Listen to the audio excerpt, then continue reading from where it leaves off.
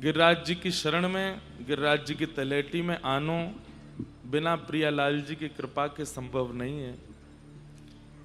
बंधुओं, वृंदावन आप स्वयं की इच्छा से जा सकते हैं, कृपा तो उसमें भी श्री जी की आवश्यक है। सब लोग ध्यान से सुनियो। वृंदावन श्री जी की कृपा से प्रारंभ होवे, बरसानो भी श्री जी की कृपा से प्रारंभ होवे। समस्त 84 कोस के व्रजमंडल में कहीं भी प्रवेश बिना श्री जी की कृपा के ना है सके। पर गिरिराज जी को की तो सर्व विदित और सर्व ज्ञात एक बात है कि गिरिराज जी तो ठाकुर जी हाथ पकड़ के लेके आवे। ब्रजवासी को गिरिराज जी कौन लेके आए? स्वयं श्याम सुंदर लेकर के आए हैं। और बाकी सब ब्रजवासी तो बैलगाड़ी में आ रहे हैं, 56 भोग लेकर के आ रहे हैं, नाचते कूदते गाते आ रहे हैं। ठाकुर जी तो आगे चलते भय आ रहे हैं।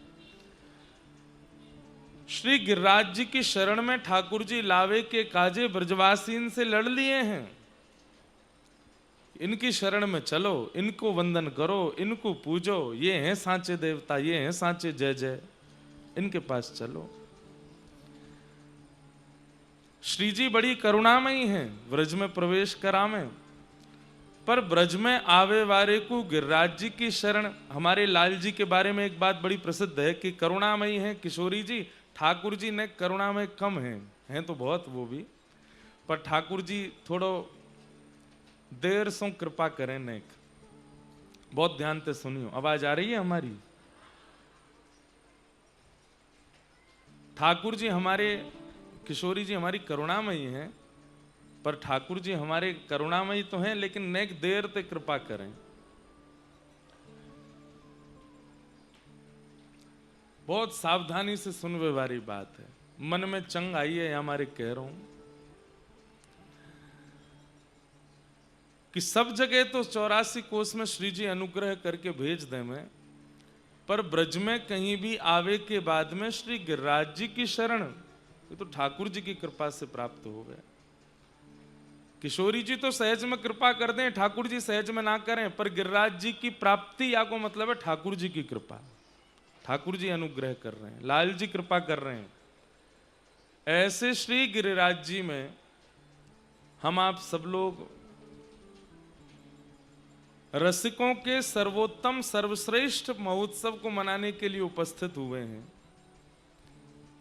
विचार करो, कोई पर श्री जी की कृपा भई है, कोई पर ठाकुर जी की कृपा भई है, कोई पर ललिता जी की कृपा भई है, कोई पर विशाखा जी की कृपा भई है, कोई पर इंदुलेखा जी की कृपा भई है, कोई पर सुदेवी जी की, कोई पर तुंग विद्या जी की। परंतु एक तो गिरिराज जी, और गिरिराज जी भी शरद पूर्णिमा पे, या को मतलब तो ये है कि श्री यमुना जी से लेकर के और महाराज जितने भी सहचरी हैं, जितनी भी सखी हैं, जितने भी अनुचर हैं, जितनी भी मंजरी हैं, प्रिया प्रियतम सहित सबन की कृपा भई है, तब ये उत्सव प्राप्त भयो है। जैसे हर उत्सव में बड़ा चढ़ा के बात बोली जाती है, ऐसे ही आपने इस बात को भी समझ लिया होगा कि बड़ा चढ़ा के बोल रहे हैं महाराज जी, लेकिन हमारी बात को आप पूर्ण विश्वास मान लो।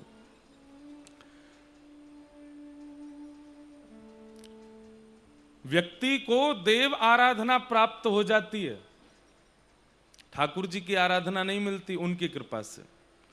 और देव आराधना करते करते देव प्रसन्न होते हैं तो ठाकुर जी की आराधना करवाने लगते हैं।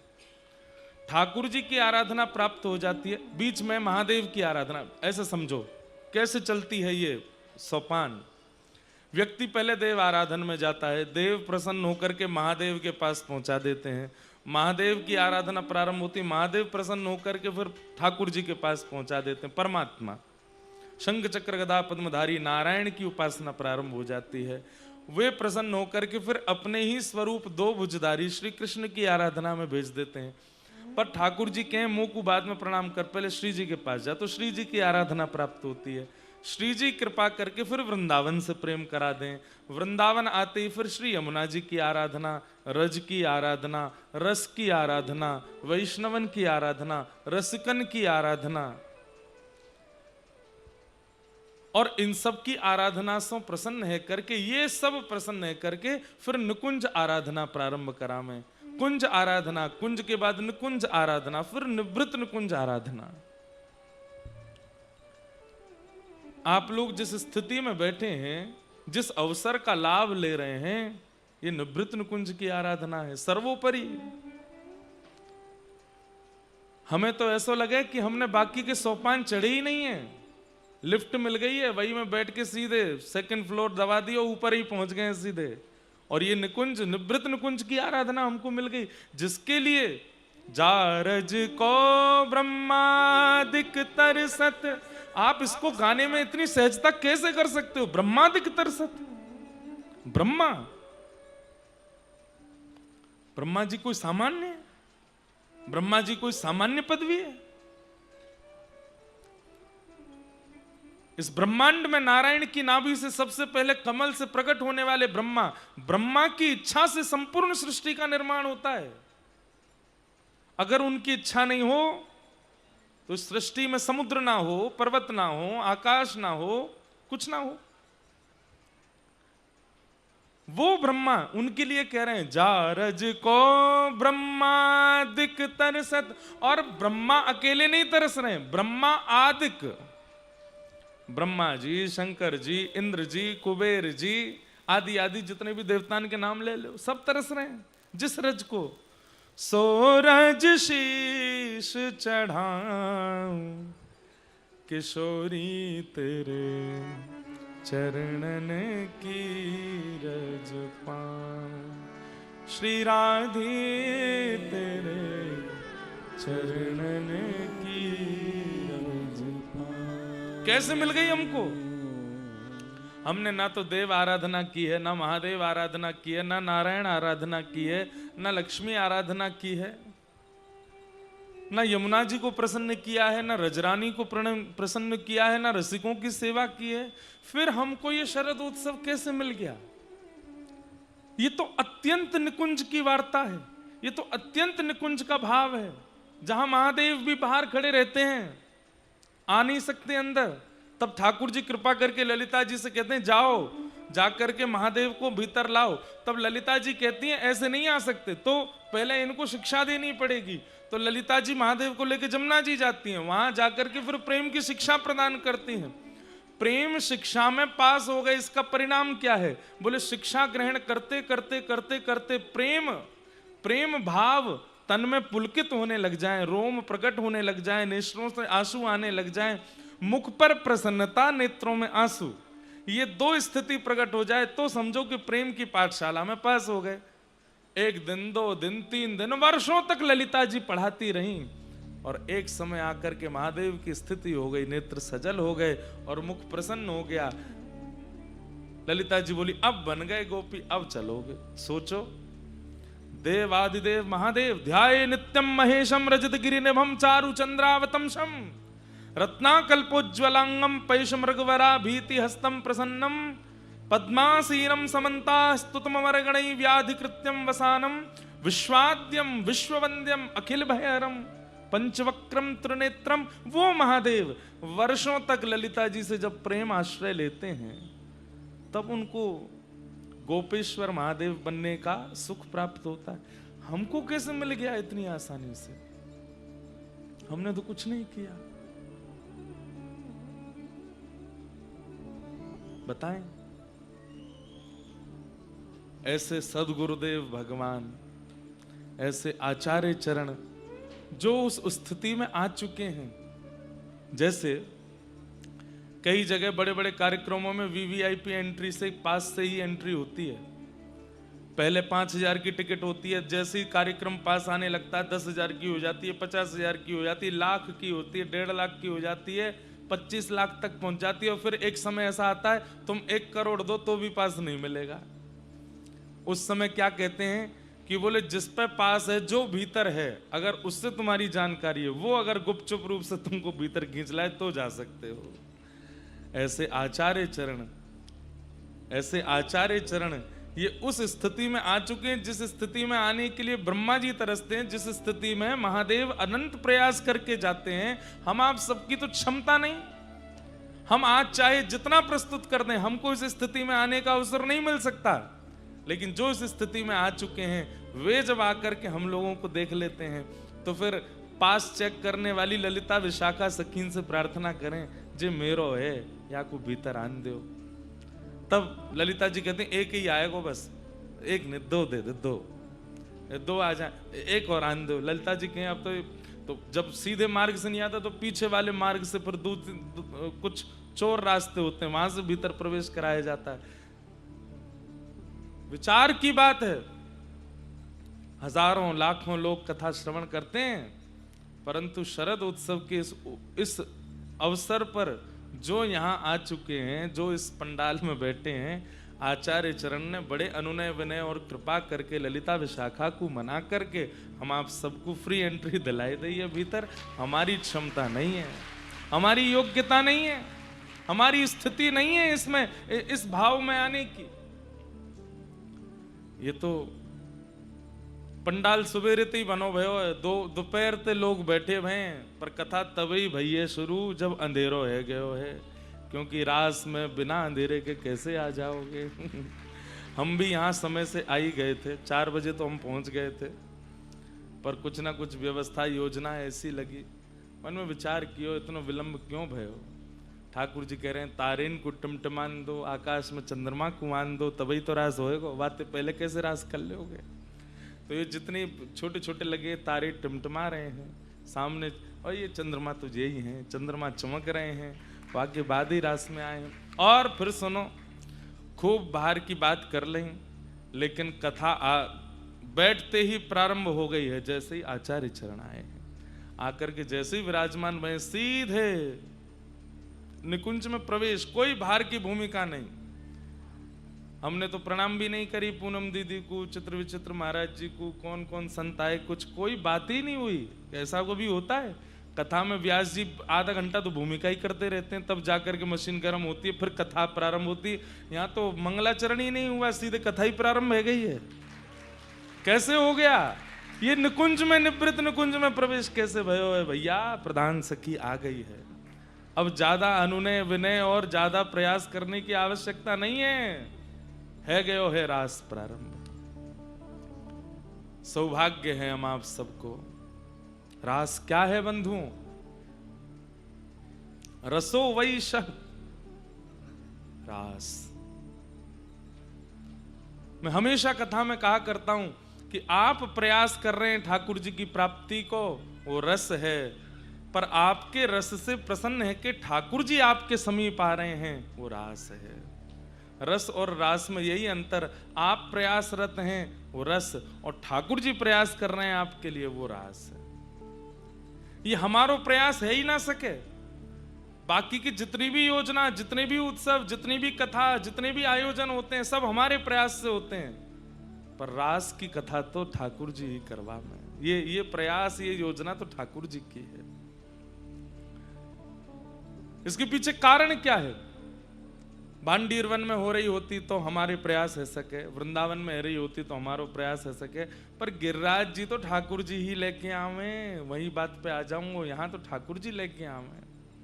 नंद बाबा के आगे हाथ जोड़े, यशोदा मैया तो प्रार्थना करें, गिरि गोवर्धन पूजिए, उन्हीं की पूजा करो। गिरिराज जी की शरण में ब्रजवासी ना आए, हमें ठाकुर जी लेके आवे। तो यहाँ पर आना और यहाँ आकर के रास की भावना करना, तो ठाकुर जी की कृपा है। गिरिराज जी कौन है बंधुओं? बहुत ध्यान से सुनियो। रस का समूह ही रास है। अत्यंत सुंदर रस की वस्तु दो चीजें होती हैं, एक तो उसका एक गाढ़ापन होता है, एक उसका रस भाव होता है।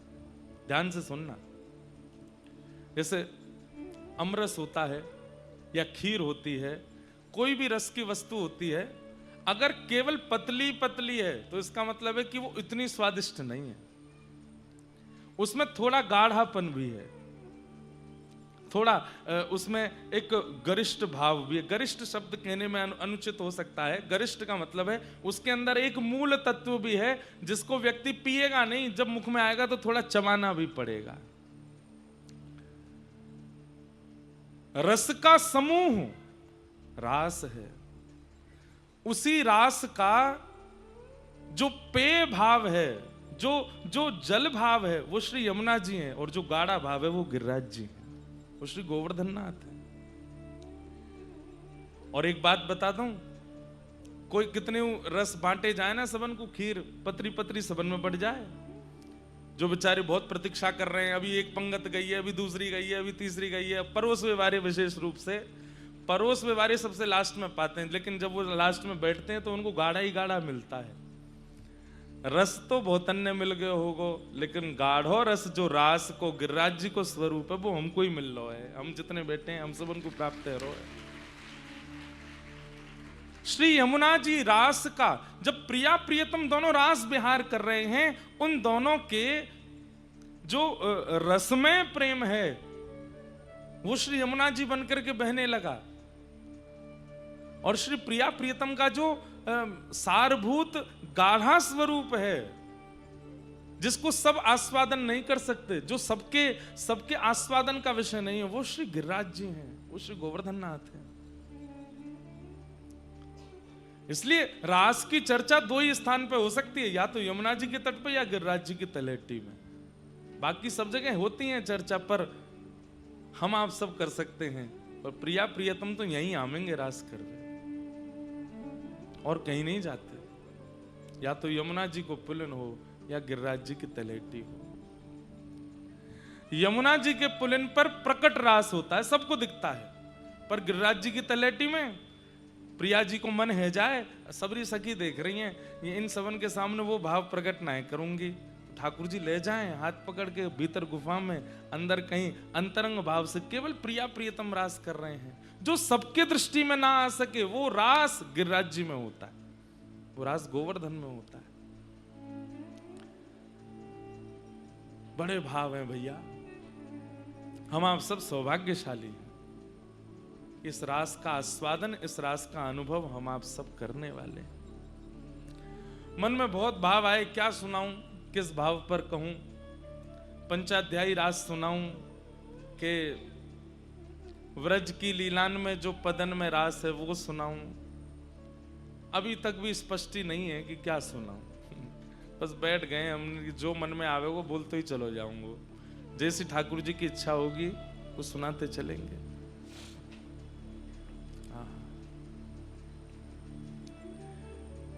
ऐसी पावन गिरिराज जी की तलहटी है। और श्री सूरदास जी ठाकुर जी के रूप भाव को वर्णन कर रहे हैं। अभी चंडीगढ़ में कथा थी तो वहां मन में भाव आया कि चतुर्भुज दास जी बहुत सुंदर भाव गाते हैं, जिसे गोप गीत कहते हैं।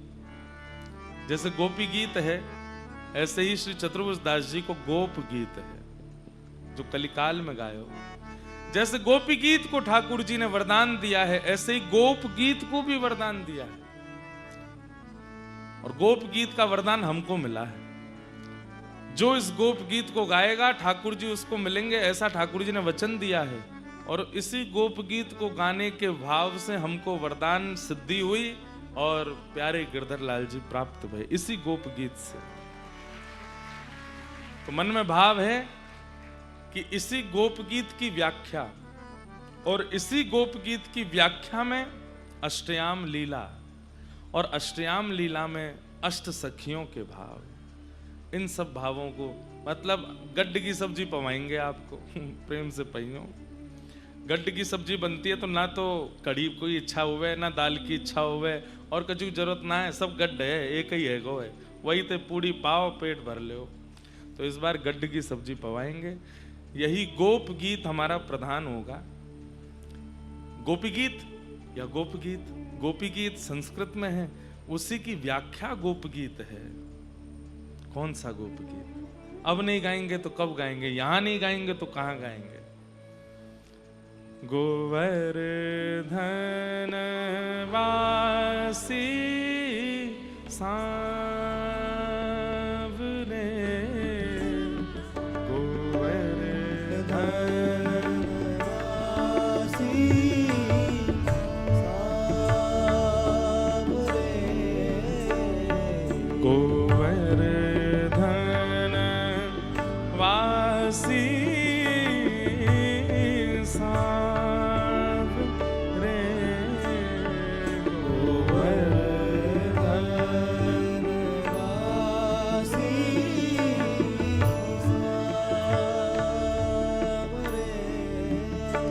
लाल तुम बिन रहो न जाए, ओ लाल तुम बिन रहो न जाए, ओ लाल तुम बिन रहो न जाए, ओ लाल तुम बिन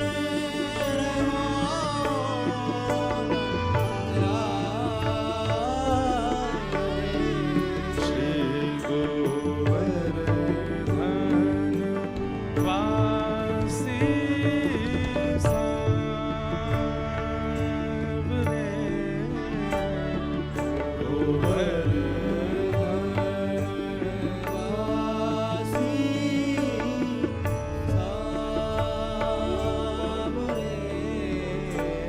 हे बंक चितई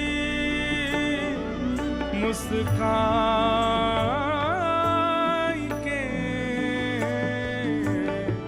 सुंदर वदन दिखाए, ओ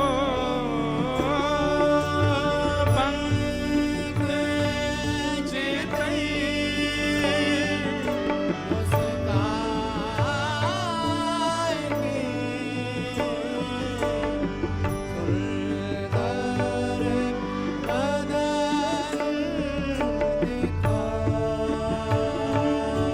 बंधुओं एक बात सुनेंगे हमारी, और इसी की व्याख्या ही चलेगी। 2 दिना तक गोप गीत गाओ ताकि शरद पूर्णिमा वाले दिन ठाकुर जी प्रकट हो जाएं, फिर रास बिहार होगा। बंक चितई मुस्काए के सुंदर वदन दिखाए, लोचन तड़पे मीन जो जुग भरी धरी बिहार। कैसे हैं ठाकुर जी? बंक चितई, अब इसके 2 भाव हैं। एक तो ठाकुर जी बांके हैं, टेढ़े हैं।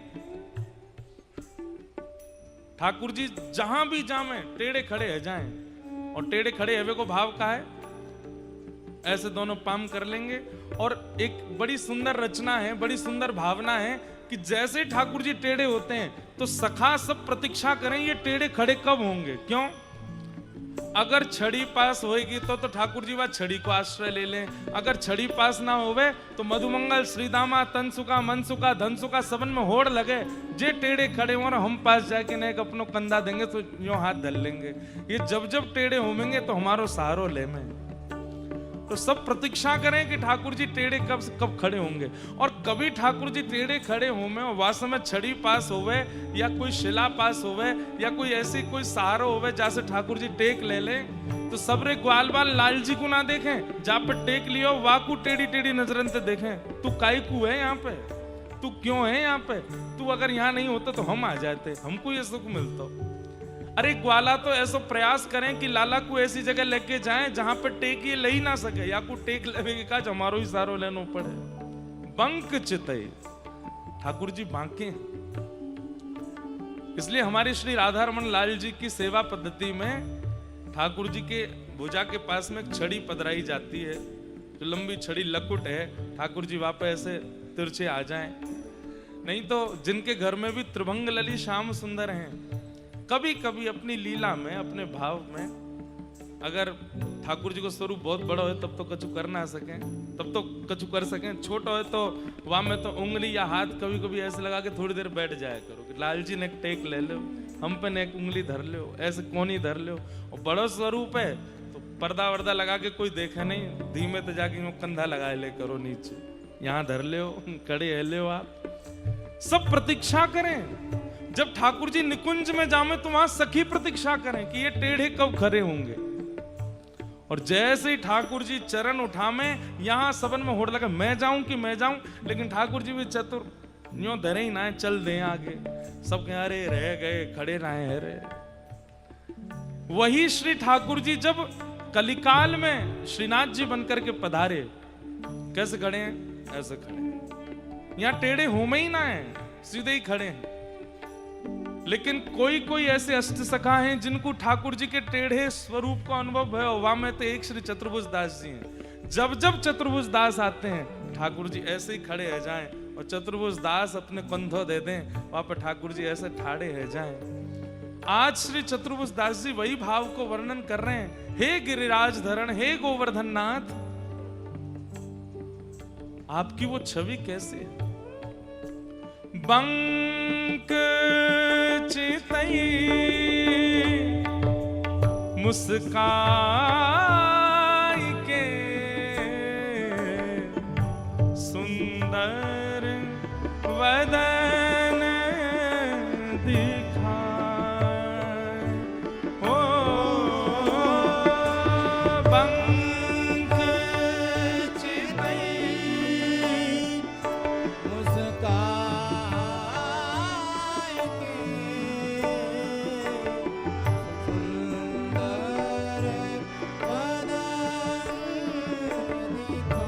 बात और है, व्यक्ति चिंता में होगा, व्यक्ति किसी और भाव में होगा, सीधा ही खड़ा होगा। लेकिन जब अत्यंत प्रेमी कोई मिलता है या अत्यंत भाव की या रस की बात हो, तभी टेढ़ो खड़ो हो, तभी दीवार की टेक लेगो या जैसे भी खड़े हो। ठाकुर जी सदा ऐसे ही रहते हैं। इसका मतलब वो आपसे और कुछ सुनना ही नहीं चाहते हैं, केवल आप उनसे प्रेम की चर्चा करो। वो अपनी छवि बना करके ये आपको प्रस्तुत कर रहे हैं कि भाई सीरियस बात तो हम तभी सुनेंगे जब सीधे खड़े हो। टेढ़े खड़े हैं तो काहे को सीरियस बात करे, भाव की बात कर, प्रेम की बात कर, रस की बात कर। हमारे सूरदास जी एक पद गाते हैं और उस पद में श्री सूरदास जी कहते हैं, चरण कमल बंदौ हरि राय। चरण कमल बंदौ हरि राय। याद कर लियो, अभी गाऊंगा थोड़ी देर में यह पद को। हरि सब हैं पर श्री कृष्ण हरि राय हैं। श्री कृष्ण हरि राय हैं। राय को मतलब कहा है, राय को मतलब है राजा। हरि को मतलब कहा है हरण करवे वारो। चित्त को हरण करवे वारो, भाव को हरण करवे वारो, पीड़ा को हरण करवे वारो, प्रेम को हरण करवे वारो, माखन को हरण करवे वारो। ठाकुर जी के जितने भी स्वरूप हैं सब हरि हैं, पर श्री कृष्ण हरि राय हैं। आपका सब हरण कर सकते हैं प्रभु श्री राम, आपका सब हरण कर लेंगे नारायण, पर श्री कृष्ण हरि राय हैं। बोले मतलब हरण करने वालों के भी अग्रगण्य हैं। इन्हें कछु करने की आवश्यकता नहीं है, ये केवल अपनी चितवन से ही आपका हरण कर लेंगे। चतुर्भुज दास जी कहते हैं एक तो टेढ़े और ऊपर से मुस्काते भी टेढ़े हैं, पूरे नहीं। बंक चुतई मुस्काए के, आधे से मुस्कामे, पूरे नहीं मुस्कामे। चतुर्भुज दास जी कह रहे हैं बहुत बड़ी कृपा, आधे ही मुस्काओ, पूरे मुस्काए जाओगे तो प्राण निकल जाएंगे हमारे। आधे में तो बाबरे कर रखे हैं, पूरा मुस्काई दियो तो कहा होएगो लाला। हमारे श्री राधा रमण जी की कितनी कृपा, 2 दांत दिखामे, 4 दिखामे, 5 दिखामे, पूरे नहीं दिखामे। जादना पूरे दिख गए तो कहा होएगो। जितने ने देखे सब रे वहीं प्राण सबन को हरण है जाए।